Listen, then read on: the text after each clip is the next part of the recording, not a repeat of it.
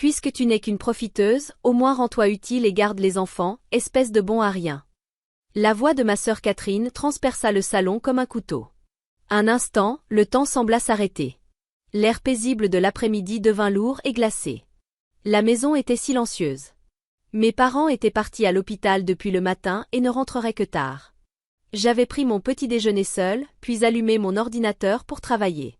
Répondre aux mails, classer des dossiers, préparer ma prochaine présentation. Mes doigts tapaient sans relâche et je commençais enfin à trouver mon rythme. Quand soudain, la sonnette retentit joyeusement. À l'écran de la caméra, je vis Catherine, souriante jusqu'aux oreilles. Marie, ça fait longtemps. À ses côtés se tenait sa fille de 3 ans, Anne, et dans ses bras son bébé d'1 an, Alexandre. À peine avais-je ouvert la porte qu'Anne se jeta contre mes jambes. Catherine, elle, me plaça Alexandre dans les bras en lançant. Désolée, on m'a appelé au travail. Tu peux les garder quelques heures? Je reviens à midi. Avant que je proteste, elle déposa les affaires des enfants dans l'entrée et s'éclipsa d'un « tu me sauves la vie » avant de démarrer sa voiture. Restée plantée là, je soupirai, berçai Alexandre et emmenai Anne dans le salon. Les heures suivantes, je donnais des goûters, jouais au cube, changeais des couches et consolais des pleurs. Impossible de me concentrer sur mon travail. En moi, la frustration contre Catherine grandissait. Le soir, elle revint enfin. Sans se soucier de mon épuisement, elle chaussait ses enfants et lança.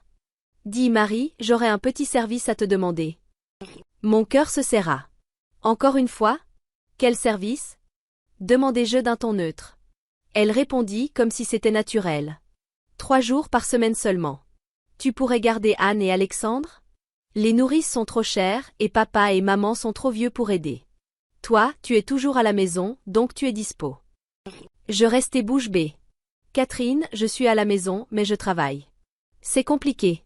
Tu ne peux pas trouver une autre nourrice? En refusant fermement, son sourire disparut. Hein? Mais enfin, tu ne paies rien ici. Tu devrais au moins faire ça, sale bonne à rien. Sa voix me transperça encore une fois. Puis, d'un ton méprisant. Tu sais ce que ça me coûte, moi, pendant que tu vis au crochet de nos parents? Toi, tu n'en sais rien, célibataire et entretenu. Je répliquai, la voix tremblante. Catherine, je contribue aux dépenses. C'est moi qui prends en charge le foyer. Elle m'interrompit, cinglante. Mensonge. Si tu es revenu ici, c'est parce que tu n'as pas de loyer à payer. Alors rends-toi utile. On est de la famille. Ses yeux me fixaient comme si elle était la seule à souffrir. 3 jours, ce n'est pas la mer à boire, insista-t-elle. Je secouai la tête. Ce n'est pas une question de fréquence. C'est ta façon d'imposer sans discussion, comme si c'était acquis. Elle s'emporta. Alors je fais quoi, moi? Nos parents nous aident financièrement et toi, tu ne fais rien. Je pris une grande inspiration et la regardai droit dans les yeux. Écoute-moi bien. L'argent que tu reçois devient en réalité de ce que je leur verse chaque mois. C'est moi qui soutiens ce foyer. Et ton argent de travail, tu l'utilises pour toi, pas pour tes enfants. Si tu veux vraiment assurer ton avenir, commence par revoir tes priorités. Désormais, vis avec ton propre argent. Catherine resta figée, incrédule. Je poursuivis froidement. Et ne me laisse plus jamais les enfants sans prévenir. Sinon, je préviens les services sociaux. Ses yeux s'écarquillèrent, puis elle ricana. Vraiment? Essaie donc. Elle prit les enfants et sortit. Je suis sérieuse, murmurai-je, sans savoir si ma voix l'avait atteinte. Dans le salon en désordre, il ne restait que les cubes renversés et la colère brûlante dans ma poitrine. Je repensai aux années passées. J'étais revenue vivre ici après la retraite anticipée de mon père, malade chronique, et les finances fragiles de mes parents. Même avec un petit boulot, maman n'arrivait pas à combler les manques.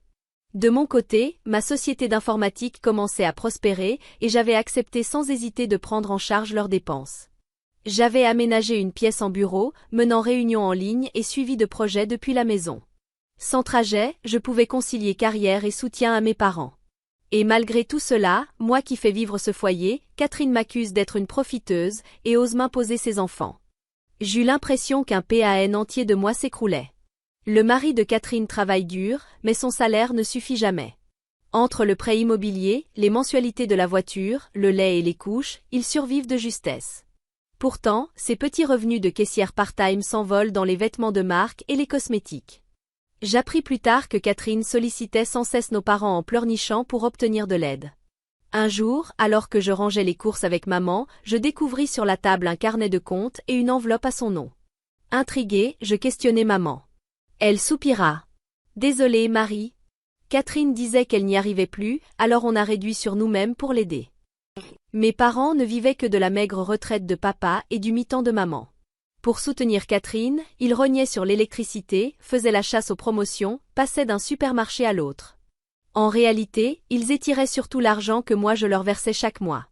Ils n'auraient jamais dû se priver ainsi. Si Catherine avait consacré ses revenus à ses enfants au lieu de ses caprices, elle n'aurait pas eu besoin d'aide. Mais par amour pour leurs petits-enfants, mes parents cédaient encore. Quand je compris que ce soutien venait de mon argent, je fus envahi d'une colère muette mêlée de tristesse. Combien de fois leur avais-je dit, ne gâtez plus Catherine. Mais maman secouait la tête, je ne peux pas abandonner ma fille en détresse. Et papa ajoutait, au moins, je veux épargner mes petits-enfants. Je soutenais ce foyer pour offrir la paix à mes parents, pas pour financer l'irresponsabilité de ma sœur. Cette nuit-là, je dormis à peine, avalant ma rage encore et encore. Catherine ne m'avait jamais montré la moindre gratitude et osait me traiter de parasite. Sans moi, la maison aurait déjà été privée d'électricité et mes parents vivraient dans le froid. Y penser m'exaspérait davantage. Quelques jours plus tard, après une réunion en ligne, j'éteignis mon ordinateur. La maison était vide, papa à l'hôpital pour son contrôle habituel, maman avec lui. Je restais seule, avec un mauvais pressentiment. Soudain, la sonnette retentit. Comme prévu. Catherine souriait à la caméra, Anne accrochée à ses jambes, Alexandre dans les bras. J'hésitai, puis ouvris. Bonjour Marie. Lança-t-elle d'un ton faussement enjoué. Mais je sentais déjà la suite. J'ai un imprévu, je compte sur toi, dit-elle en posant les sacs et en me confiant Alexandre sans attendre ma réponse. Catherine, tu sais ce que j'ai dit. Si tu m'imposes encore tes enfants. Oui, oui, tu appelles les services sociaux? M'interrompit-elle en riant. Essaie donc. Tu crois effrayer nos parents avec ça? Et elle partit en voiture. Je restai figée, puis respirai profondément. Cette fois, quelque chose se brisa définitivement en moi. Je pris mon téléphone et composai le numéro. Anne et Alexandre me regardaient, intrigués. Tout va bien, mes chéris. Ce sera vite fini, murmurai-je en appuyant sur appel. Allô, services sociaux? Je souhaite signaler une situation. 2 enfants ont été laissés sans autorisation. Ma voix était calme, étonnamment posée malgré ma colère. Je décrivis les faits avec précision. Ma sœur me forçait à garder ses enfants gratuitement, en profitant de ma présence au domicile parental, sans lien légal ni responsabilité envers eux. La femme à l'autre bout, professionnelle et rassurante, confirma que j'avais bien fait d'appeler. Elle posa des questions, s'assurant de la sécurité des enfants. Sont-ils en sécurité actuellement? Oui, ils jouent tranquillement. Après avoir pris mon adresse et mon identité, elle ajouta qu'une visite pourrait être organisée. L'après-midi même, la sonnette retentit. Sur le palier se tenait une agente au regard doux et un collègue muni de dossiers. Nous venons des services sociaux suite à votre appel. Je les conduisis au salon, montrant Anne et Alexandre endormis. Ils vérifièrent leur état, inspectèrent la pièce d'un œil rapide, puis se tournèrent vers moi. Pouvez-vous nous expliquer en détail ce qui s'est passé? Je pris une inspiration et leur racontai tout, étape par étape, comment Catherine avait déjà laissé les enfants, mon avertissement ignoré, et la répétition de ce jour. L'agente hocha la tête en prenant des notes, puis déclara. Nous allons donner des consignes aux parents aujourd'hui. Quand Catherine reviendra, nous lui parlerons en face. J'acquiesçai aussitôt. Oui, s'il vous plaît. Je ne veux plus revivre ça. Le soir, une voiture se gara. Catherine entra joyeuse. Désolée du retard, dit-elle en récupérant les affaires des enfants. À ce moment, l'agente assise sur le canapé se leva. Vous êtes bien Catherine? Catherine s'immobilisa, déconcertée. Hein? Qui êtes-vous? L'autre agent, d'une voix calme. Nous sommes des services sociaux. Nous devons parler de l'incident d'aujourd'hui. Le sourire de Catherine trembla. Attends, Marie. Tu les as vraiment appelés? Je hochai la tête. Je t'avais prévenu, non? L'air s'alourdit. Catherine balbutiait, incapable de trouver ses mots. L'agente reprit d'un ton ferme. Vous avez confié vos enfants sans consentement, puis vous êtes parti. C'est de la négligence. Elle ajouta que non seulement j'avais été mise dans une situation injuste, mais qu'Anne et Alexandre en avaient souffert aussi. Ce manquement serait noté dans leur dossier. Catherine tenta de se défendre. C'est un malentendu, ma sœur avait accepté. Elle inventait une histoire, m'accusant de rompre une promesse. Je restai silencieuse, observant. L'agente la coupa sèchement. Personne ne doit être forcé à garder des enfants contre sa volonté. Votre argument n'a aucune valeur légale. Le regard noir de Catherine aurait pu percer les murs. Elle, qui se croyait intouchable, se retrouvait brusquement face à une barrière. Moi, je restais calme, adossée au canapé. La décision tomba, un suivi officiel serait mis en place avec Catherine et son mari Thomas. En plus, Catherine devrait suivre des cours obligatoires d'éducation parentale. Elle qui pensait se débarrasser de ses enfants sur les autres allait recevoir des leçons de base sur ses responsabilités. L'ironie me fit presque sourire. Ma colère, elle, commençait enfin à retomber. Après leur départ, je rangeai les jouets éparpillés en poussant un profond soupir. Je venais de tracer une ligne, fini de subir les caprices de Catherine. 1 heure plus tard, mes parents rentrèrent de l'hôpital. On est rentré, lança maman en refermant la porte. Je stoppai ma cuisine et pris une grande inspiration. Si je ne parlais pas maintenant, je repousserais encore. Bon retour. Comment s'est passé l'examen? Ça va, répondit maman, pendant que papa retirait ses chaussures, fatigué. Lorsqu'elle eut accroché son manteau, je me lançai.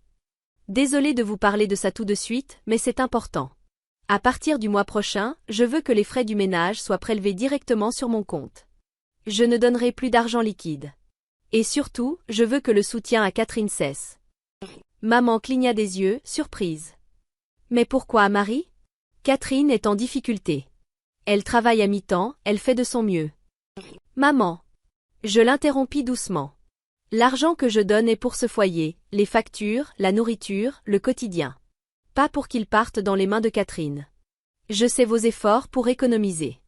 Mais je ne peux plus fermer les yeux. Papa intervint. Sans notre aide, ce ne sera pas seulement Catherine qui souffrira, mais aussi Anne et Alexandre. Ma voix monta malgré moi. Je n'ai jamais dit que je voulais les abandonner. Mais je refuse d'être traitée de profiteuse alors que je finance cette maison. Maman me regarda abasourdie. Elle t'a vraiment dit ça? Papa fronça les sourcils. Que entend-elle par parasite? Je respirai profondément. Elle raconte que je vis ici gratuitement. Je lui ai expliqué que je participe chaque mois, mais elle n'y croit pas et me rabaisse. Maman baissa la tête en silence. Papa serra les lèvres.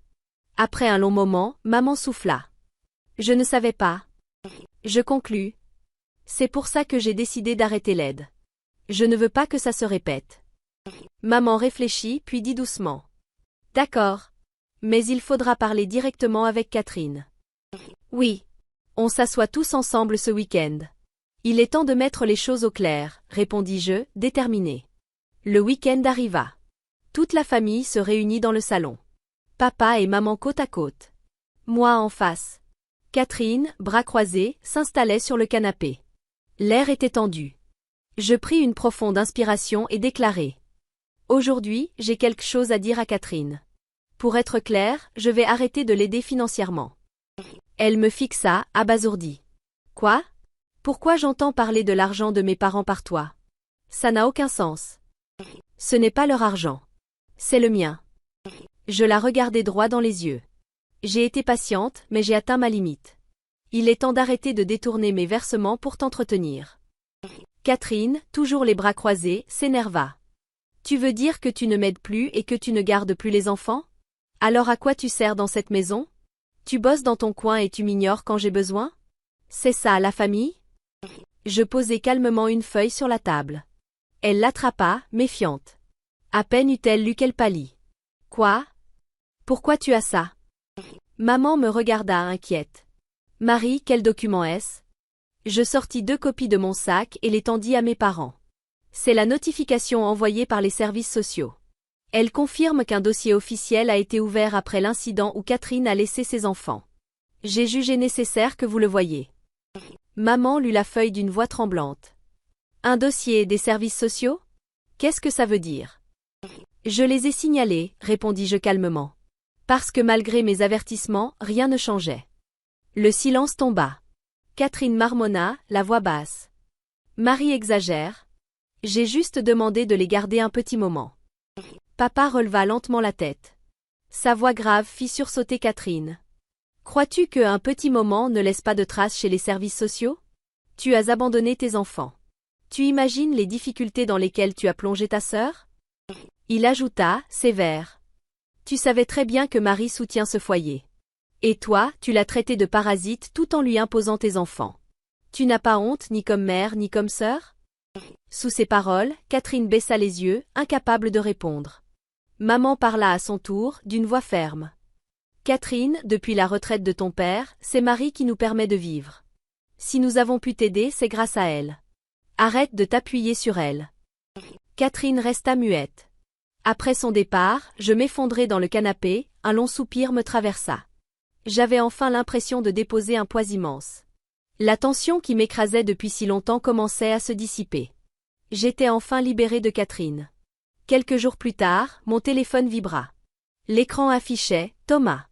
Le mari de Catherine. J'hésitai, puis décrochai. « Marie, tu as un moment ?» Sa voix était tendue. J'ai entendu parler des services sociaux. Catherine m'a raconté sa version, mais je ne peux pas tout croire. Je veux l'entendre de toi. Nous convînmes d'un rendez-vous dans un café près de son travail. J'attendais près de la fenêtre, un café tiède devant moi. Il arriva bientôt et s'assit en face. Je sortis le courrier des services sociaux et le posai sur la table. Il lut en silence, page après page, le visage de plus en plus grave. Puis il souffla profondément. Catherine disait que tu exagérais, mais là, c'est très sérieux. Je suis désolée que tu aies eu à subir ça. Sa voix basse laissait transparaître une résolution nouvelle. Un léger soulagement se diffusa en moi, mais il restait quelque chose à dire. Thomas, il y a autre chose. Il se pencha légèrement. Je choisis mes mots avec soin. L'aide que Catherine recevait de mes parents, en réalité, c'était mon argent. Je leur versais chaque mois et ils réduisaient leur propre budget pour lui donner le reste. Ses sourcils se froncèrent. Je poursuivis. Le week-end dernier, nous avons tenu un conseil de famille. Nous avons décidé d'arrêter. Je ne financerai plus Catherine à travers eux. Thomas écarquilla les yeux. Je n'étais au courant de rien. Thomas baissa les yeux un instant, puis dit d'une voix basse après un silence. Je croyais gérer uniquement les revenus de Catherine. Je ne savais pas. Je te présente mes excuses. Je secouai la tête. Tu n'es pas seul en tort. Je voulais seulement que tu connaisses la vérité. Il hocha lentement la tête, le visage grave.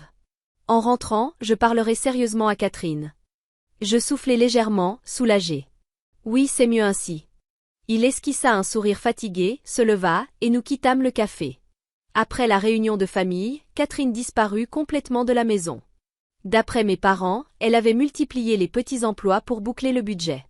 Mais avec le dossier des services sociaux, la crèche refusait les enfants et les nourrices externes déclinaient systématiquement. Les deux parents étaient à bout de force. Quelques semaines plus tard, un samedi, la sonnette retentit. Sur l'écran du visiophone, les visages de Catherine et Thomas semblaient tendus. Quand j'ouvris, Catherine s'inclina profondément.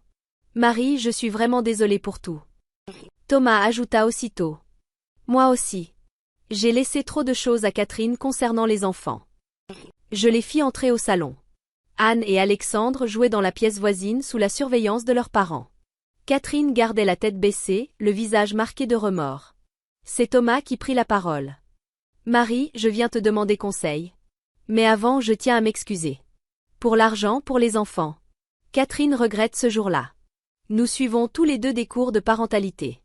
Peu à peu, nous essayons de changer. » Catherine murmura d'une voix faible. « Pardon, Marie. » Je hochai simplement la tête et attendis la suite. Thomas inspira profondément et aborda le sujet. « Voilà, accepterais-tu de devenir officiellement la nourrice de nos enfants ? Bien sûr, avec une rémunération équitable. Tu comprends, avec les dossiers des services sociaux, toutes les nourrices refusent. Nous n'avons vraiment plus personne. » Je restai silencieuse, le visage d'Anne et d'Alexandre s'imposant à mon esprit. Mon cœur vacillait. Je ne voulais plus jamais revivre ce cauchemar. Mais eux n'y étaient pour rien.